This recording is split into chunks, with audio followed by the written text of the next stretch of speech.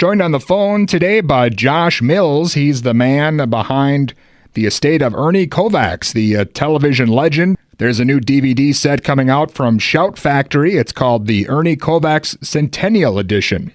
Hey, Josh, how's it going today? I'm good. How are you? I'm excellent. It's great to be speaking with you. Absolutely. And how are things? How are you? I'm doing great. It's great to finally be speaking with you after all these years. I know. It's been a while. We've had other stuff with Dan and a few other people at Stand Up Records, and I'm glad to be talking. Well, Josh, let's first talk about Ernie Kovacs. Of course, he would have been 100 years old here coming up. For the listeners out there, maybe if they're not familiar with him, I know maybe some of the younger ones might not be. Can you tell us a little bit about who he was? Sure. So Ernie Kovacs was he was basically known as television's original genius, mostly because in the 1950s, when television was starting, there were great comedians like Milton Berle and Jackie Gleason and, tons of others who were basically taking a lot of things that you had either done on vaudeville or in radio and kind of putting walls up and making a conventional sitcom, which we all kind of know today, or, like in Milton Berle's case, it was more, a variety show. But what Ernie did, which was different, was that he really had a vision of visual comedy. He really saw that the medium of television, before anybody ever did, was much more than just radio with pictures. And he, over time, kind of developed his own very strange, surrealist, bizarre, but very funny sense of humor, where he either broke down the fourth wall, which was looking right at the camera, a la David Letterman and other folks. He used visuals to kind of tell a story in a way that others hadn't. So he really is sort of known as television's original genius because of his, comedic vision, I would say. And there's a big box set coming out from Shout Factory, Ernie Kovacs Centennial Edition, 9 DVDs. So, there's a little bit of everything here for the fans. Yeah, and what's good about this one is that we basically tried to make it pretty much consumer-friendly. So we kind of cut down on all the, like bells and whistles, meaning extra bonus discs and packaging and stuff like that. So really it's a slimmed down in terms of not content, but the extraneous stuff so that it's a little bit more affordable. So a more casual fan who was kind of like, who's Ernie Kovacs? I've heard the name, might actually take a chance on 9 discs, which are basically the best of Ernie. There's a lot of great stuff on there, and it kind of covers so many different eras. The one thing about Ernie was that he was on 4 different networks, including a network called Dumont, which is sort of the Fox of its day. And he was on in the morning, he was on in the evening, he was on late night. So it really covers a span of I would say 10 years of his career. And it's all networks, all times. It's great. Again, Josh Mills with us, and we're talking about Ernie Kovacs. And Josh, you're the guy in charge of the estate for Ernie. And it's an interesting story how you got involved with that. Can you tell the listeners a bit about how you wound up in charge of Ernie Kovacs? Yeah. So it's interesting because Ernie is not my father, but my mother was a woman named Edie Adams, who was an actress, and you may have seen her in movies like The Apartment or It's a Mad, Mad, Mad World or Love Her Come Back.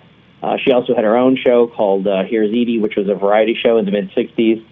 So she was married to Ernie up until he passed away in January of 1962. And since my mother passed away in about 2008, I've been running her estate and Ernie's estate since then. So I've really made a concerted effort. Ernie did die in 1962. It is 2018, and this box set next year would have been his centennial. I really made an effort to kind of try to bring him back in a way that basically, kind of paid homage to him, but in the same sense just kept his name alive because, he was pre-Beatles.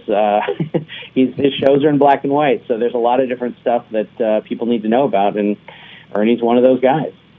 Well, I'm sure it must have been interesting for you to grow up, having a famous mom, and I wanted to get your sense how your dad felt about you being involved with Ernie's estate and all that. I mean, it sounds like everything must have been okay as far as that goes. Yeah, what was interesting about my mom and my dad's relationship, Ernie died in 62. They were married in 64. My dad was a guy named Martin Mills, and he was a professional photographer. He was an agent before that, so they had actually known each other prior to getting married. And my mom and my dad, I think my dad recognized that, Ernie really was the love of her life in a lot of respects. But it was very funny. I once had a comment with my mom about that. I said, you and Dad are so different. I mean, politically you're the same, and socially you guys are the same, and you kind of see things the right way. But you guys are so different in your personalities, and all this stuff. And I said, how did you guys ever get together? And she just said, we fell in love, and that was that. Well, yeah, it's definitely it's great that it's all now under your umbrella, and you're able to give it the love it deserves. And you mentioned all the different stuff that Ernie left behind across all the different networks. I imagine that must have been quite the process to get everybody on board to put this set together.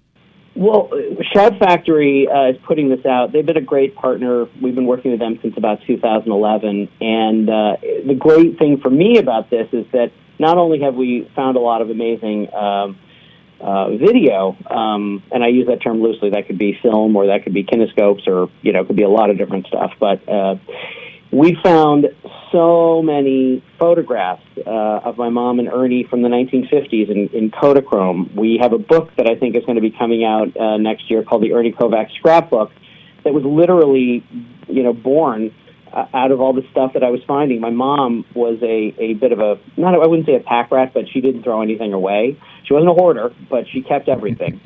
So there is all this amazing stuff that I keep finding, and it's one of those things where I keep thinking, okay, it's got to end, and it just never does. So it's really amazing that my mom had an amazing career, Ernie had a great career, and now also with my dad's photography, I have a ton of great photos that he has. So I'm kind of running three estates at the same time, but it's been really kind of rewarding.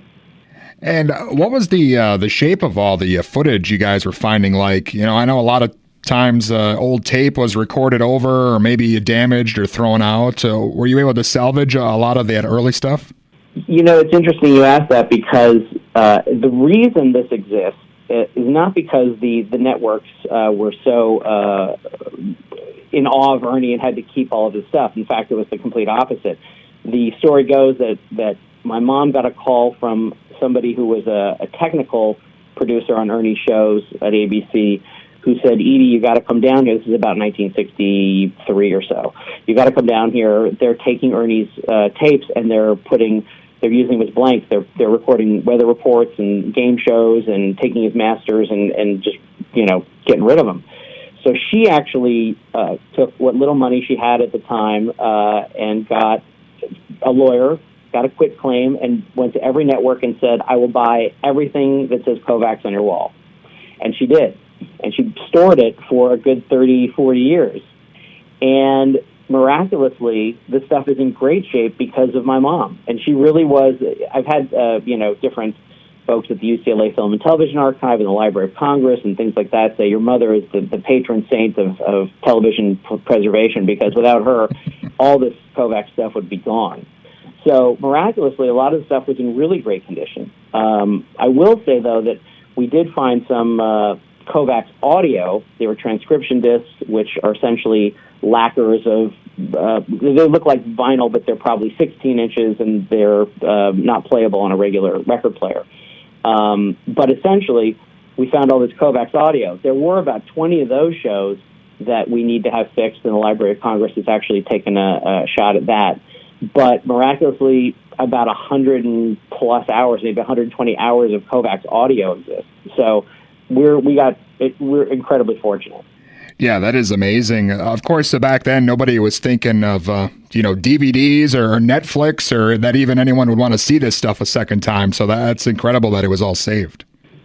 Yeah, my mom really did have a vision about it. And then again, I asked her, I said, why did you keep this stuff? I mean, she was literally paying storage bills for 30 or 40 years, and this stuff's not cheap. It has to be in a temperature-controlled environment. It can't be just, in a storage space that you have by the side of the freeway. It's got to be at a film preservation place. And she just said, I knew what Ernie was doing was special, and I couldn't see his stuff go away. And very early on in her career, the first job she ever had really in television was with Ernie, and then a few years later she ended up marrying him. So she knew firsthand how great he was because she was on a lot of the shows.